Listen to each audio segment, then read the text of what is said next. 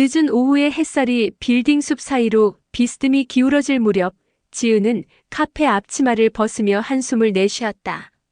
아르바이트가 끝난 후에도 몸은 여전히 무거웠다.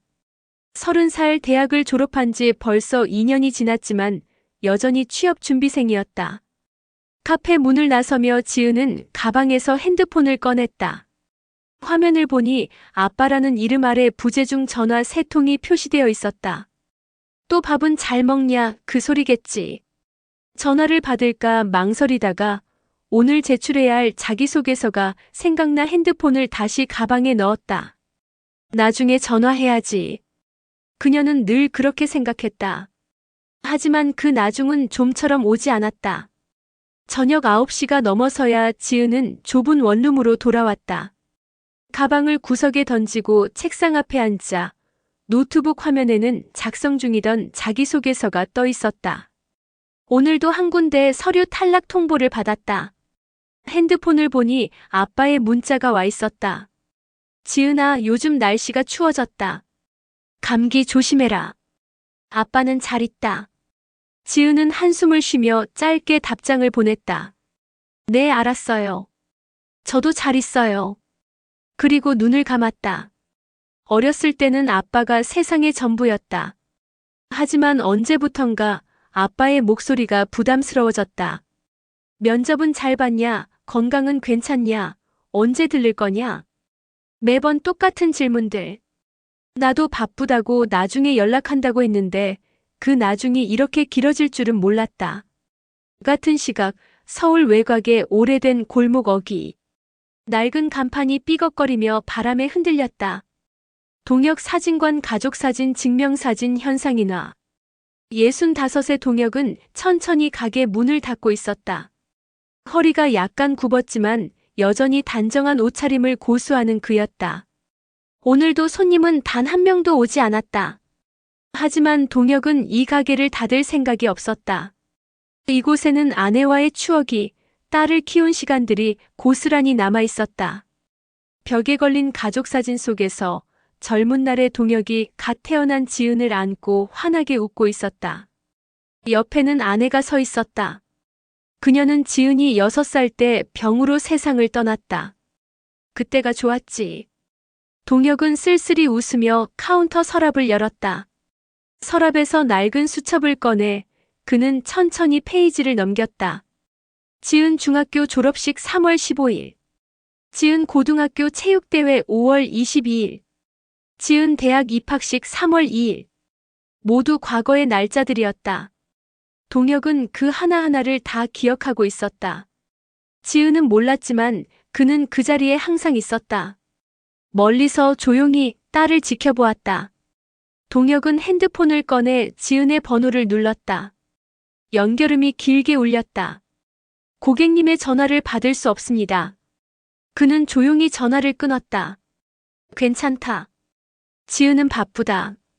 젊은 사람들은 다 그렇다. 동혁은 그렇게 자신을 위로하며 혼자 저녁 식사를 했다.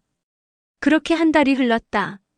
지은과 동혁은 같은 도시에 살았지만 하루 중 단 한 번도 만나지 않았다.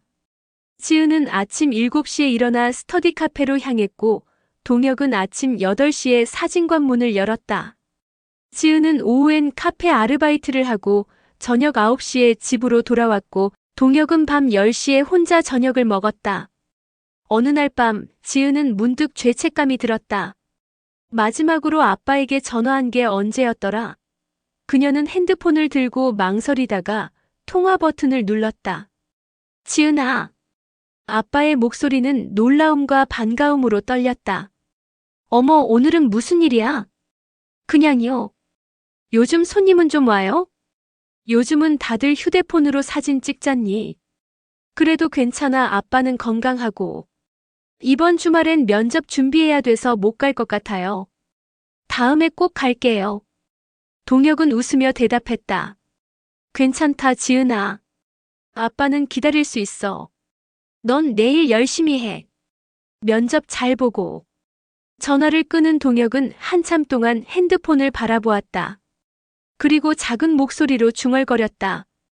다음엔 언제일까? 한 달이 더 지났다. 지은은 여전히 바쁜 일상을 보냈다. 매일 아침 스터디 카페에서 자기소개서를 쓰고 오후엔 카페에서 일했다. 저녁이 되면 온라인 강의를 들으며 면접 준비를 했다. 어느 날 오후 그녀는 카페 근무를 마치고 집으로 가던 중 익숙한 골목길을 지나갔다. 동혁 사진관이라는 간판이 눈에 들어왔다. 이번 주말엔 꼭 가야지. 그녀는 그렇게 생각하며 다시 걸음을 옮겼다. 하지만 주말이 되자 또 다른 일들이 생겼다. 준비해야 할 면접, 작성해야 할 서류들.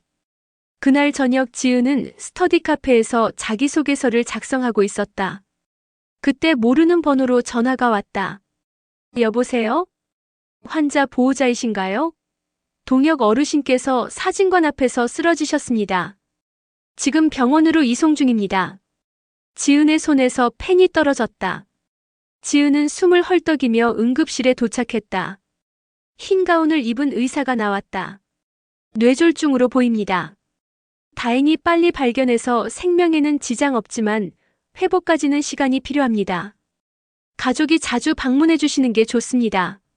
지은은 유리창 너머로 산소호흡기를 낀 아버지를 보았다. 창백한 얼굴, 주름진 손, 가느다란 숨소리.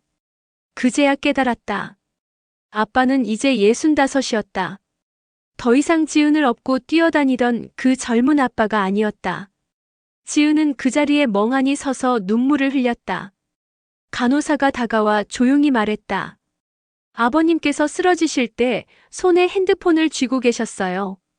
화면에는 따님 사진이 떠 있더라고요. 지은의 가슴이 무너졌다. 다음 날 아침, 지은은 아버지의 짐을 정리하러 사진관에 갔다. 오랜만에 들어선 가게는 낡고 조용했다. 먼지가 쌓인 카운터, 오래된 카메라들, 벽에 걸린 가족 사진들. 지은은 카운터 뒤 서랍을 열다가 두꺼운 가죽 앨범 한 권을 발견했다. 먼지가 소복이 쌓인 표지에는 금색 글씨로 이렇게 적혀 있었다. 내 딸 지은의 성장기. 심장이 두근거렸다. 지은은 천천히 앨범을 펼쳤다. 첫 페이지. 어린 지은이 초등학교 운동회에서 달리는 모습. 멀리서 찍은 사진이었지만 지은의 표정이 선명했다. 환하게 웃으며 결승선을 향해 달리는 모습. 사진 아래에는 손글씨로 메모가 적혀 있었다. 2010년 5월 17일. 지은 운동회. 사진관 문 닫고 몰래 갔다. 뒤쪽 문틈에서 봤는데 우리 딸이 1등했다. 너무 자랑스러웠다. 시상식 끝나고 얼른 돌아왔다. 지은한테 들키면 부끄러워할까봐. 지은은 그날을 떠올렸다. 아빠는 바빠서 못 온다고 들었던 기억. 혼자 달렸고 혼자 상을 받았다고 생각했던 그날. 하지만 아빠는 그곳에 있었다. 지은은 떨리는 손으로 다음 페이지를 넘겼다. 중학교 졸업식 무대에서 상을 받는 지은. 역시 멀리서 찍은 사진이었다. 2014년 2월 12일. 지은 졸업식. 부모 참석석이 따로 있었지만 나는 뒤쪽 계단에 서 있었다. 지은이가 상장 받을 때 손이 떨렸다. 박수를 치고 싶었는데 참았다. 아빠는 내가 자랑스럽다. 내가 너한테 자랑스러운 아빠였으면 좋겠는데 그러지 못해서 미안하다. 다음 페이지. 고등학교 댄스 공연 무대. 춤을 추는 지은의 모습. 2017년 10월 5일. 지은 학교 축제. 표는 다 팔렸다고 했지만 교문 밖에서 봤다. 내 춤이 제일 멋졌다. 다른 아빠들은 다 안에서 보던데 나만 밖에 있었다. 그래도 괜찮다. 내 모습을 볼 수 있어서 행복했다. 지은의 눈에서 눈물이 흘렀다. 페이지를 넘길 때마다 자신이 몰랐던 아버지의 사랑이 쏟아져 나왔다. 대학 입학식 사진. 캠퍼스를 걷는 지은의 뒷모습. 2018년 3월 2일. 지은 대학 입학식. 정문에서 한참 기다렸는데 못 봤다. 나중에 도서관 앞을 지나가는 내 모습을 찍었다. 대학생이 된 내 모습이 믿기지 않는다. 엄마가 살아계셨으면 얼마나 좋아하셨을까. 대학 졸업식 사진. 학사모를 쓴 지은이 환하게 웃고 있다. 2022년 2월 18일. 지은 대학 졸업식. 이번엔 부모석에 앉았다. 내가 무대에 올라갈 때 눈물이 났다. 이제 다 컸구나. 아빠는 내가 자랑스럽다. 첫 면접 보러 가는 날 사진. 정장을 입고 지하철역으로 들어가는 지은. 2022년 9월 5일. 지은 첫 면접. 새벽에 몰래 따라갔다. 정장 입은 내 모습이 너무 어른스러워 보였다. 긴장했을 텐데 씩씩하게 걸어가는 뒷모습이 대견했다.